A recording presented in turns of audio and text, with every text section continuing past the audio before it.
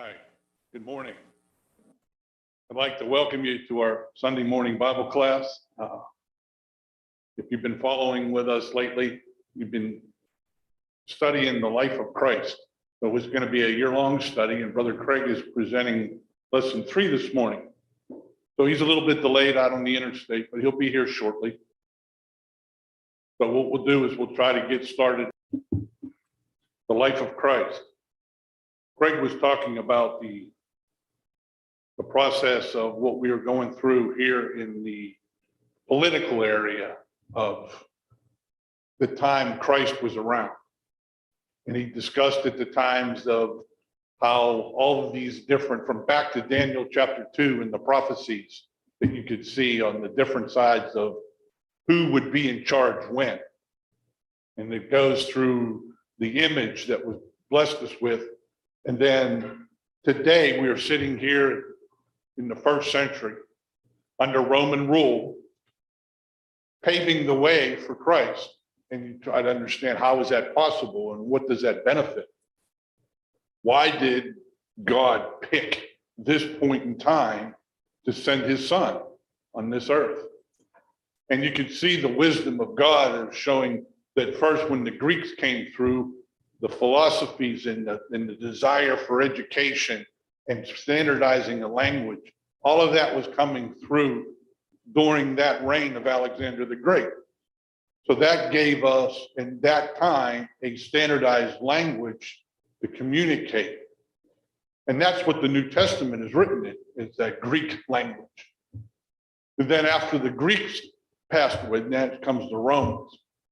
What the Romans offered us is the expeditious way to spread the gospel. They, through their reign, covered all around the Mediterranean Sea, all those strategic seaports that a lot of people came in and out of. And it travels around so that you can see not only did they take these lands and also offer the protection, but they gave us ways to travel safer. They built roads, they built areas that would be under their rule and their protection.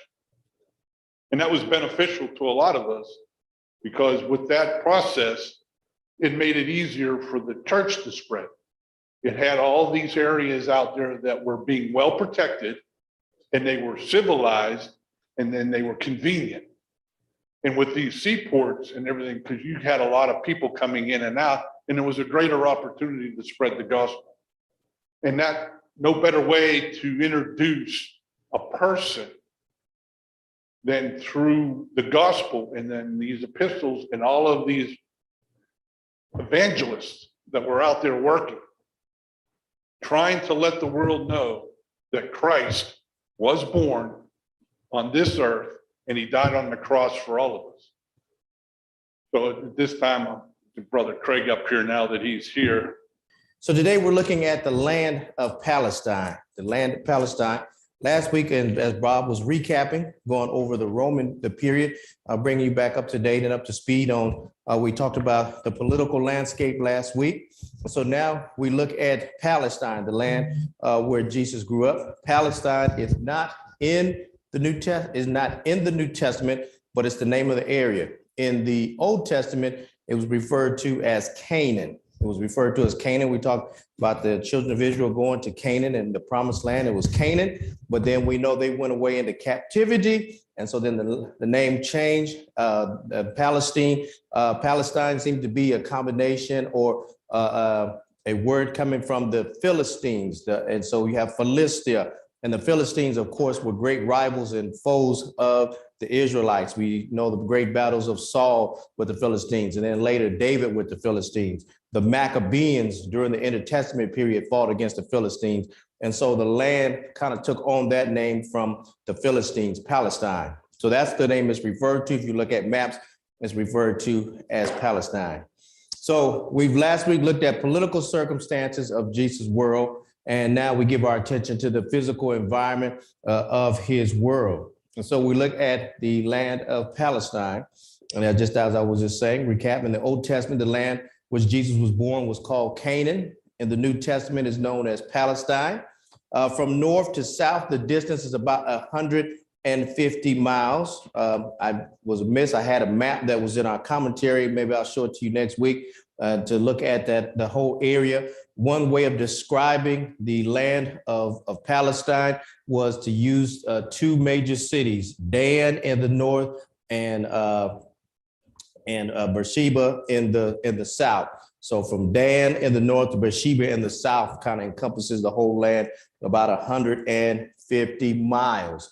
And so you look at, and we know that the mode of transportation was walking by feet. So from Jerusalem to Damascus is 100 miles, about 100 miles. So it's quite a day. You know, we talked about, and you look at the text with Mary and Joseph as they went down when Jesus, was 12 and took him down to the temple. How many days were they traveling? 3 days journey. So you kind of divide it up and figure how many miles they're going a day, maybe, 30, 40, 50, 30 to 40, 30 miles a day. So 30, 60, you kind of get the distance between Jerusalem and Galilee. It was a 3 days journey on foot, making some pretty good time. So that encompasses the whole area we're looking at. The land covered approximately 10,000 or 12,000 square miles. 40 of our United States are larger. 40 of the 50 states are larger than this area. So as we look at this area, the Jews dominated Judea. Jesus visited Judea many times during feasts and festivals that are well recorded and documented in the gospel accounts. Samaria was occupied by half-breeds. And so we look at there's three provinces that we become known with. That's Judah, Samaria, Judah in the south, Galilee up in the north, and then Samaria in between. And Samaria, as we know in scriptures, is like a no man's land. Nobody wants, because the Samaritans were the mixed people. During the time when the Jews were taken away, we know the northern kingdom, the kingdom of Israel was divided. The northern kingdom, 10 tribes, and the southern Judah and Benjamin in the south. All right, so we know the Assyrians came and took the northern kingdom away into captivity, and those people were dissolved, interspersed, never really came back as a whole group.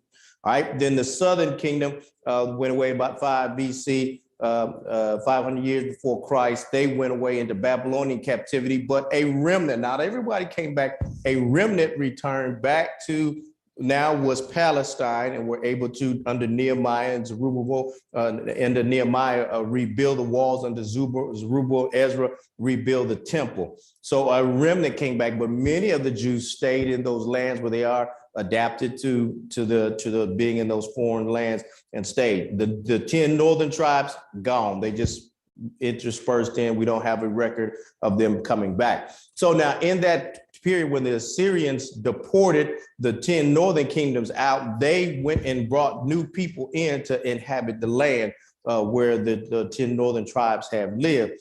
But, they had some difficulties because the land belonged to God. It was God's land, and the people that the Assyrians brought in didn't know how to reverence and give offering and sacrifice. And so God made life difficult for those people that were moved in. And so the Assyrians had to go find priests that understood God to bring them in to help those people know, look, you got to offer these sacrifices and all that if you want to grow something, if you want to be profitable in this land. So now, so the Samaritans are a mixed group of people that were brought into this land. So now they occupy this middle ground. You have Judea in the north, you have Galilee in the south, which is Galilee is Jews, but Gentiles. And so it's kind of a mixed community in Galilee. Judah is mostly Jews in the south. Then you have this mixed group of people in the middle. And so they would go out of their way to go around. Jews, the tradition, you would go around Samaria, take routes around, go across the Jordan River, go up, then come back across into Galilee, whatever it took to go through. And you'll see this prejudice played out in scriptures, whether the disciples didn't want to go through Samaria. Jesus said, I must needs go through Samaria. We have a great interplay with the Samaritans. We have Jesus at the well with the Samaritan woman. Jesus had the audacity to tell a story and make the Samaritan the hero of the story. In the story of the Good Samaritan, then you have the Levite and the priest walk by and see a man that was lame and wounded, had been beaten up by robbers. They pass by on the other side. And so they're listening to this story. Who comes and helps the man out? Because Jesus talked about who is our neighbor. Who comes and helps the man out? Samaritan. Jesus saying it's not who you are. It's not where you come from. It's what kind of stuff is inside of you. What's in your heart? What's your makeup? You know, clearly these other men with the pedigree, they didn't stop. The priest and the Levite that should have stopped, they didn't stop and help them. So they didn't have the right composure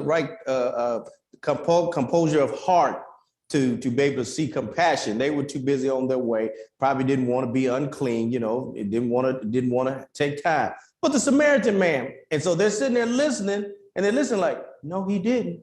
He made the Samaritan the hero of this story. And so that shows you the strife that's there between the Samaritans. And then you go and read that great dialogue between Jesus and the woman at the well of Samaria. If I would have showed you the map in Samaria, you could see Mount Gerizim, because she says, we know what we do. We worship in Mount Gerizim. And Jesus said, you don't know what you're doing, because a time is going to come where neither you're going to worship there or in Jerusalem. But, and so Jesus gives us some foretelling of what's going to come with his kingdom. So these are the three provinces that are known that we are going to deal with in the life of Christ. Of course, Samaria occupied by the half-breeds. Galilee, a mixture of Jews and Gentiles. Jesus spent most of his life in Galilee. And so now Galilee, if those down in Judah, as they look at Galilee, how did the people in Judah look at Galilee?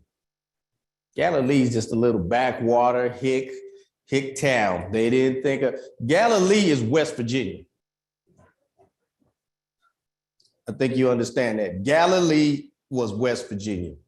We don't think anything West Virginia, but when you look, there's a lot of notable people that have come from West Virginia, but just our whole characterization is kind of like they were hillbillies up in the mountains, or they were miners. And so, you don't think about them as being advanced in technology or having anything like that. So Galilee is a kind of a little backwater. When the disciples are getting together, Philip and Andrew is like, can any good thing come out of Galilee? Because they had a low expectation of Galilee, and so Jesus of Galilee, Nazareth of Galilee. So the Jews down in Judah didn't have a high estimation of those up in Galilee, kind of a backwater, a mixture of Jews and Gentiles. And they were on the far north, about 3 days journey.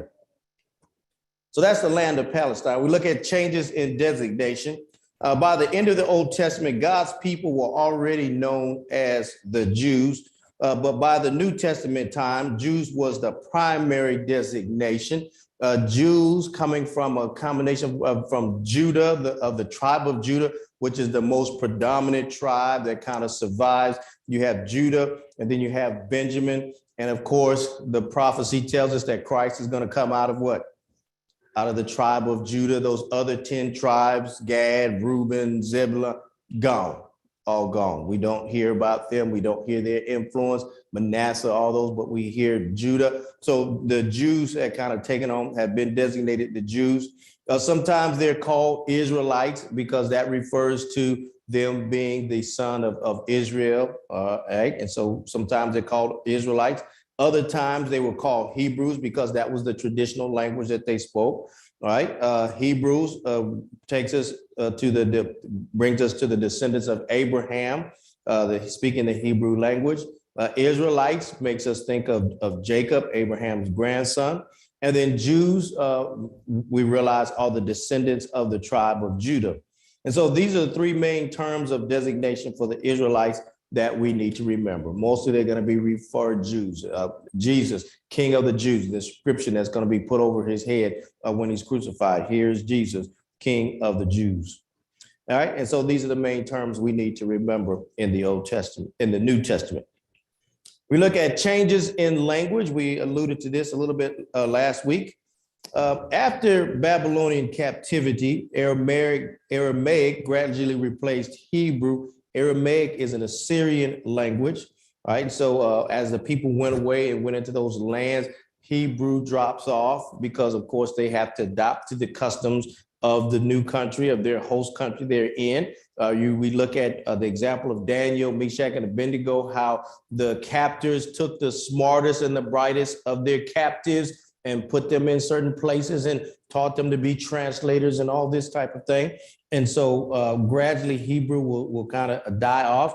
We know that when they returned, Ezra is the only scribe and the only one that can read the word of God, read Hebrew when they come back. And so when Ezra and the people stood all day to listen to Ezra read the law and to reestablish the law. So we see how over those 70 years, how Hebrews dropped off. And so then Ezra was a scribe, and then they had to teach it again to get it. And so Hebrew is pretty much a language that's spoken within the religious community, because those that still read the law, they teach it to the boys would come and have their religious schools on Saturday with the rabbis, and they would be taught Hebrew.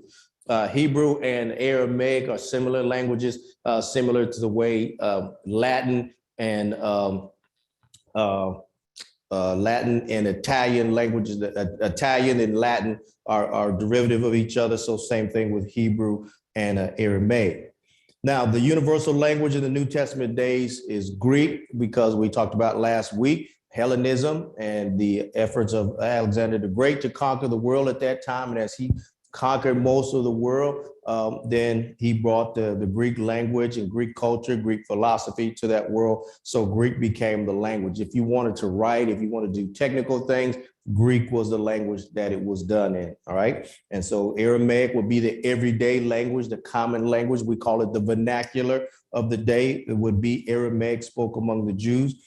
The official language of the Romans, of course, was Latin. And so if you had to do something with the Romans, it would be in Latin. If you had to do something in just everyday language and doctors and philosophy and stuff like that, it would be in Greek. Then the common language of the people would be Aramaic. Yes, Brother Mike. Where did the name Jew come from again? Say again? The name Jew. From Judah? From Judah. Yeah, from the tribe. Yeah. Yeah. Yeah. So the Jews from their tribe, Judah. And so Jews would be just kind of a short deviation of that. So we see those three languages intermingle, because remember the sign above Jesus' head on the cross was written in Hebrew, Latin, and Greek. And so those are the three languages.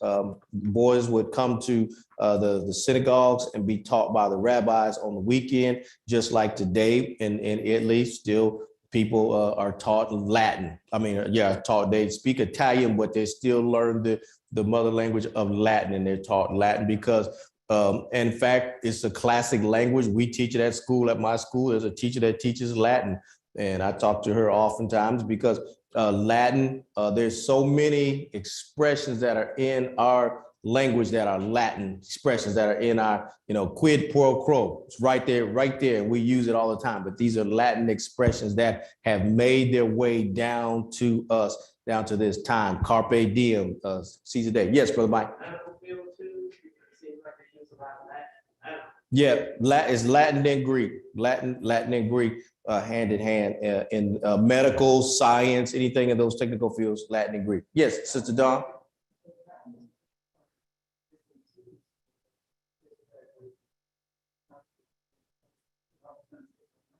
Yes. Yep. If you've got your Latin down, you're well versed, because it's the roots words or derivative words. And so yes, Latin is still a very important language for us, because so much of what's in our languages comes either from Latin or comes from Greek or comes from those ancient languages. And so, but Hebrew has a similar relationship to Aramaic, but Hebrew was taught, the boys would have to learn it and go to school to learn Hebrew, spoken amongst the temples. And so that's why they're amazed when Jesus comes into the temple and does what?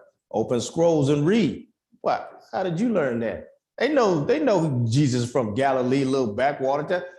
How can you come in here and talk to the doctors and the rabbis of the day and sit there and open the text and read Hebrew and then talk? And so we know Jesus read Hebrew, understood Hebrew. We know he spoke Aramaic because we have Eli, lama sabachthani.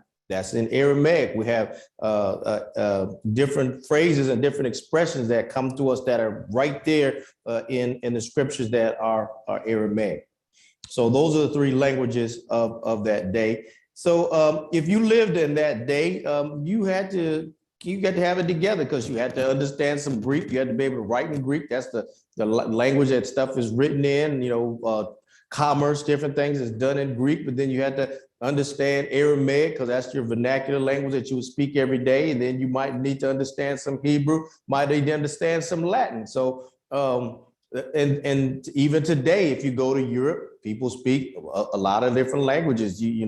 One of the common languages when I would go to different countries is German. So I could go to Czechoslovakia and deal with people in German because they used to German tourists. So they knew that language, or they knew French or Spanish, one of those three Romance languages, or Italian. When we went to Switzerland, you go through, leaving from Germany, you go through going to Switzerland, everything signs all in German. Then about halfway down, you go through a pass, everything was switched to Italian. So you had to be familiar with those languages because those were the main languages of that time of in Europe. So in the world that Jesus lived in, there were several different languages that they needed to be aware of. Changes in occupation. Before the captivity, Jews were farmers and herdsmen. We saw that, they're herding sheep and farmers, but then they were taken away into captivity. And during captivity, they discovered that they possessed trading skills. And so they became businessmen and traders and very skillful in trading. During New Testament times, Jewish businessmen were scattered all over the world. We know on the day of Pentecost that Jews returned back home from where? Everywhere. You look at the list, they came from everywhere in the Roman provinces where they had been scattered. Of course, they had been driven out of Palestine in AD 70 when the Romans came in and destroyed the city. They were scattered out, told not to come back. So they practiced commerce and trading wherever they went. So a trade, change, and occupation.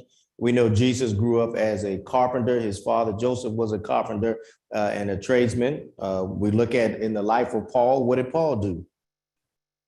Paul was a tent maker. He got with Aquila and Priscilla that also practiced the same trade. So during that time, people had some kind of trading skill. Peter and them were fishermen by trade. So, the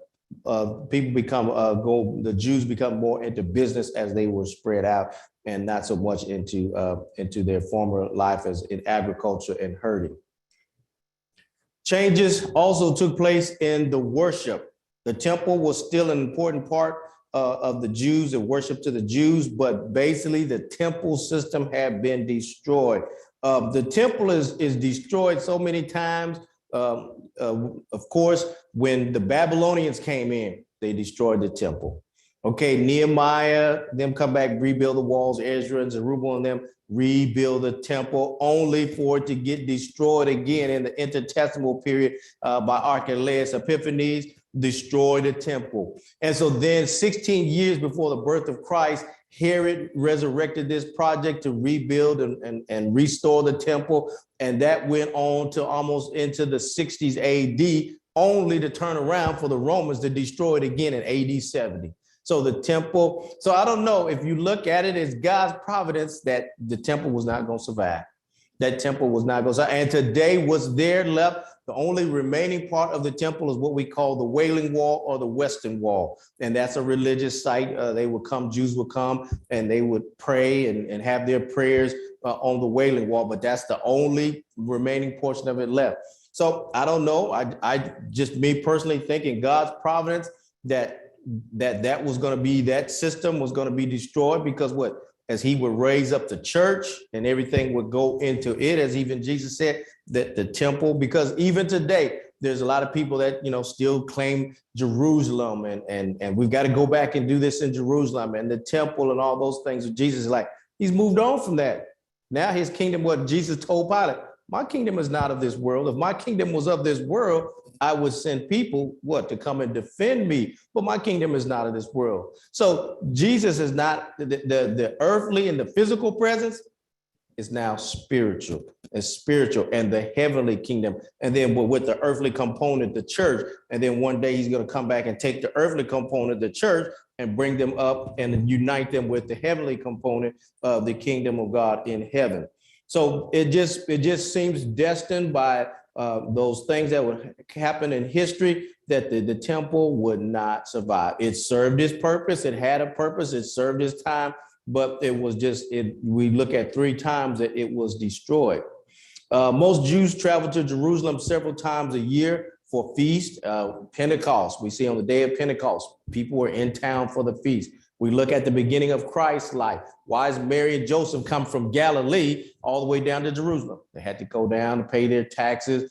People were coming to town for the Passover. In fact, when Christ was crucified, people were in town for the Passover. And instead of going all the way back home, they just stayed in town for those 5 or 6 weeks until Pentecost. So so that's why people, when Peter is preaching to the crowd, he said the same Jesus, because the folks that were there back when they had come into town for Passover and stayed for Pentecost. So he said the same Jesus that y'all see crucified is now been made Lord and Master. So people came to travel to Jerusalem several times a year for the different traditional feasts.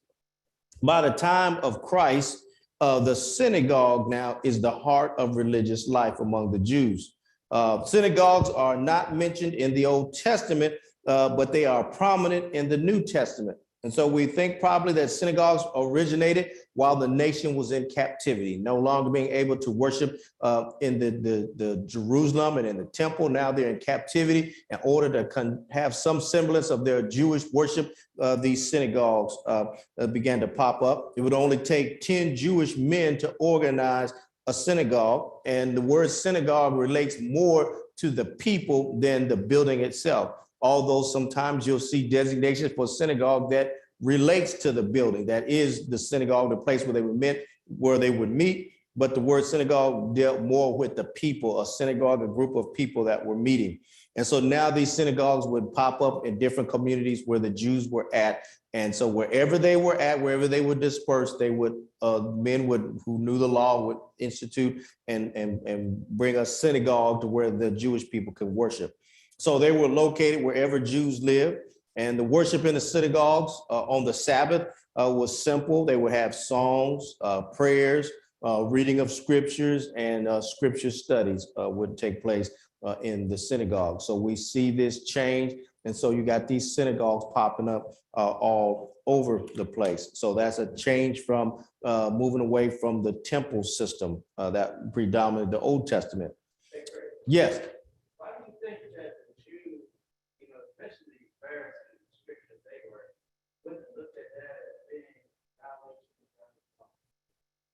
Well, let's look at this next section, because that comes up here in the change of their leaders. No, I'm right here. That's the next thing. Yes, Brother Mike.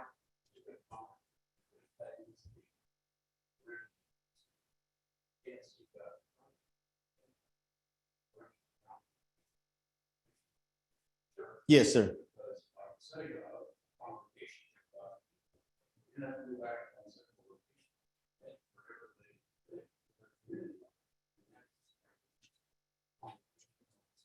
Yep.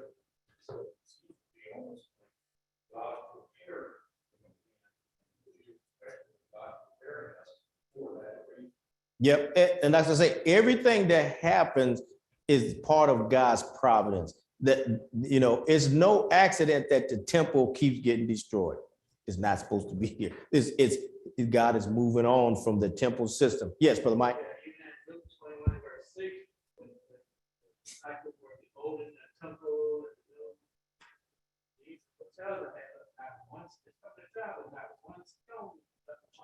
Yep.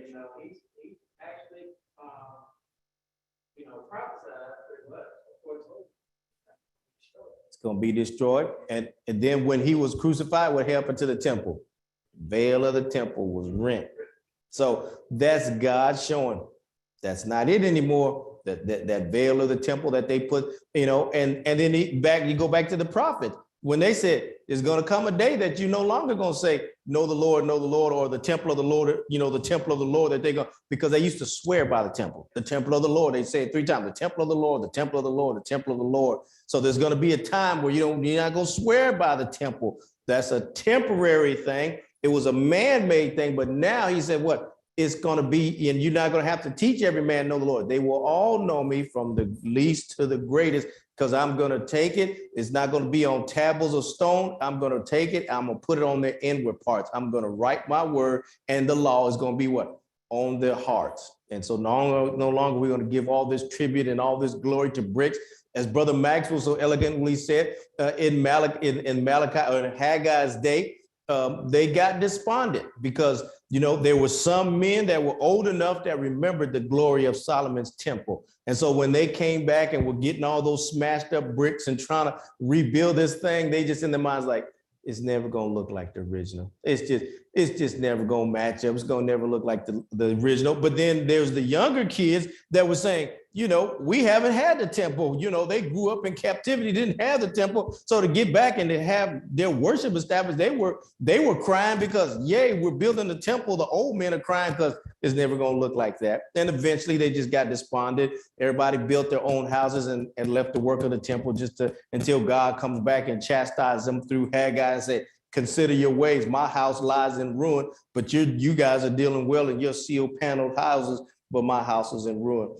But God has shown us that system's going out. The synagogue comes in, which is located in communities, refers to the people, not the building. So yeah, it seems like a natural transition, Brother Mike, to get us from the old temple system. The synagogue seemed like a natural transition because now the church will be located in the communities where those believers were at and refer to the people and not the buildings where they're at, because we know during the church, they didn't always have a building. They met where they could, where they at, sometimes out by the sea, out by caves, sometimes in somebody's house. So now the church will refer to those called out community believers.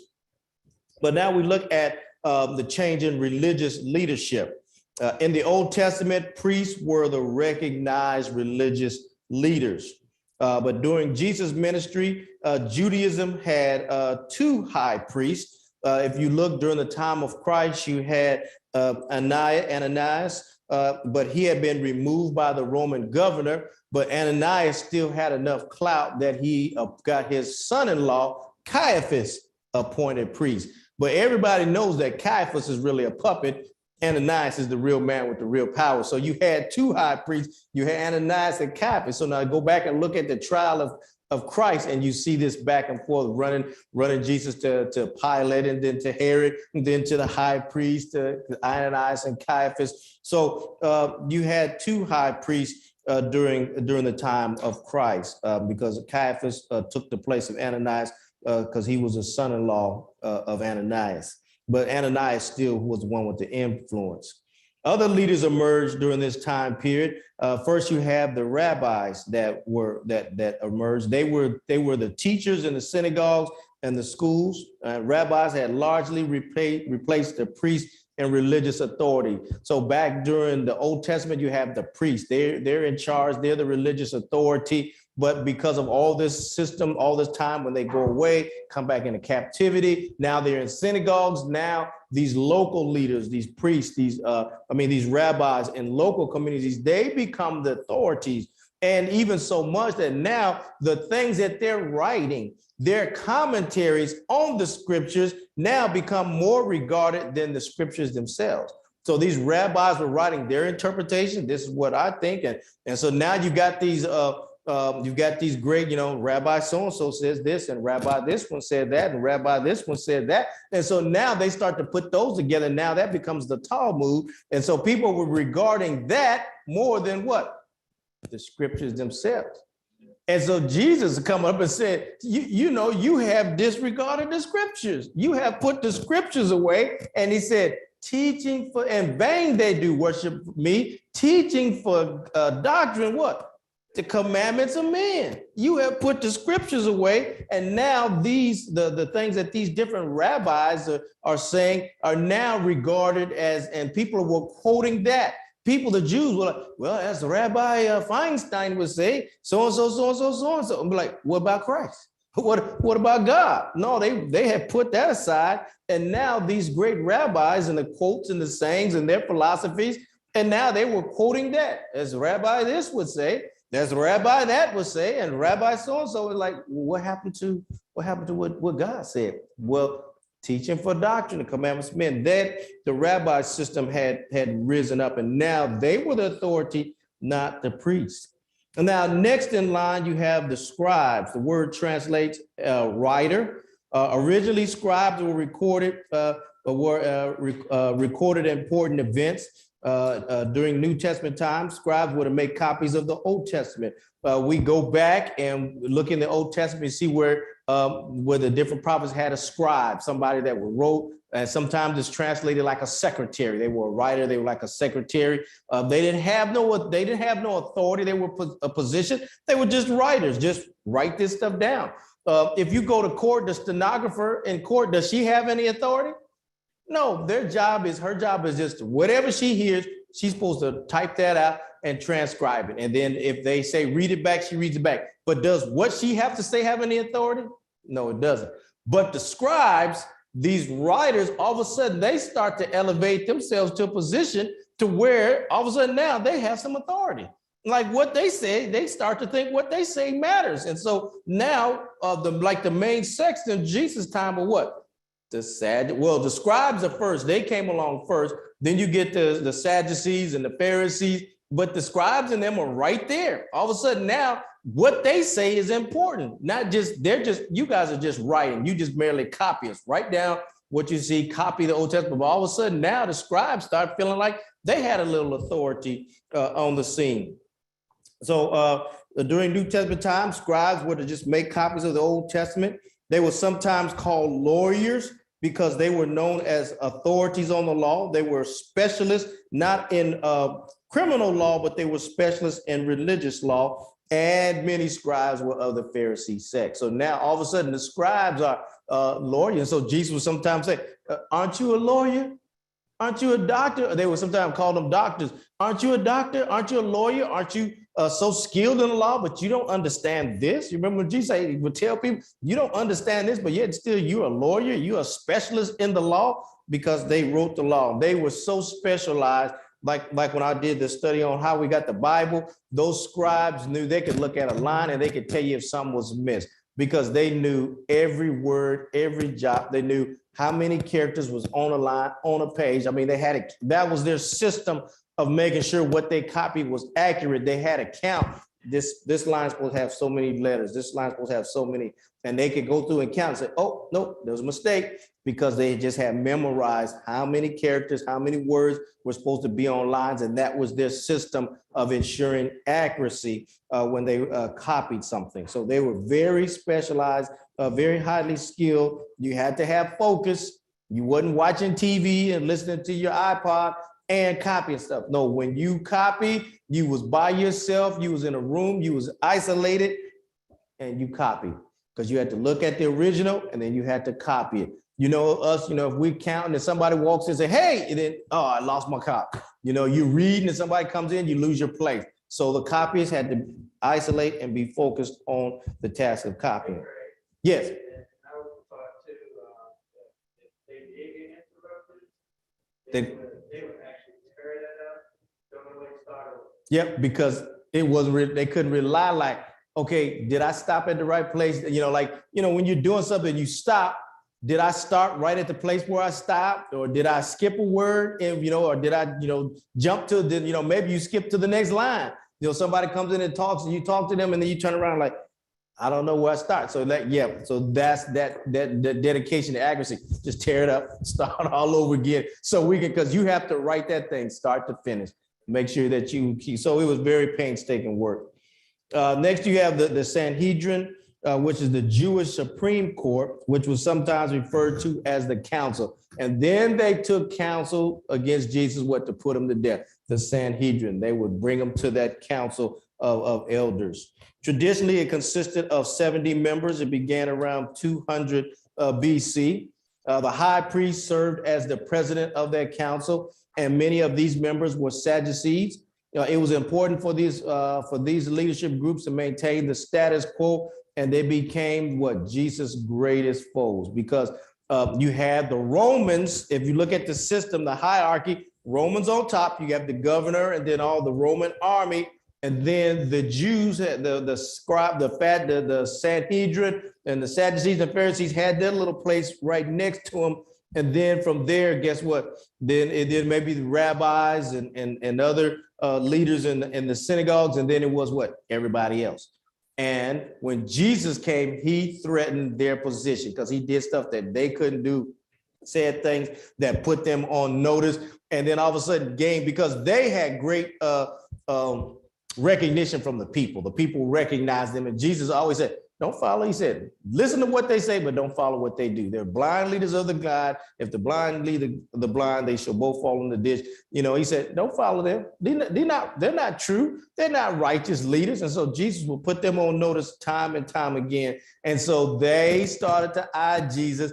And very early on, it says what? They started to conspire and find and see, how can we put this man to death? We have to get him out of the scene because he's interrupting the status quo. We've carved out our nice little position under the Romans. They pretty much give us carte blanche. They don't interrupt us. They let us do things. You know, Pilate is trying to like, hey, just take Jesus. Go take him and deal with him. This is of your law. This ain't of Roman law. You take him and deal with them as you see fit in your law. Just take Jesus. Go, you and the council, because the Romans had given them great latitude, the Jews. Go take him. Judge him by your laws. Whatever y'all say, do him.